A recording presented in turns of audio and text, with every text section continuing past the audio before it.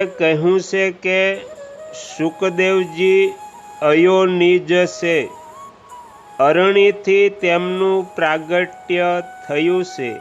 આ જાણીને અમને ખૂબ આશ્ચર્ય થઈ રહ્યું છે. તેથી અમારા પ્રશ્નોનું સમાધાન કરવાની કૃપા કરો. સૂતજી કહે છે, પ્રાચીન સમયમાં સત્યવતીના પુત્ર વ્યાસજી સરસ્વતી નદીને કિનારે બેઠા હતા. તેમના આશ્રમમાં 2 ગૌરૈયા પક્ષી હતા. તે પક્ષીઓને જોઈને તેઓ આશ્ચર્યમાં પડી ગયા. તેમણે જોયું કે પક્ષી તેમના માળામાં હતા. તેમનું એક સુંદર બચ્ચું હમણાં જ ઈંડા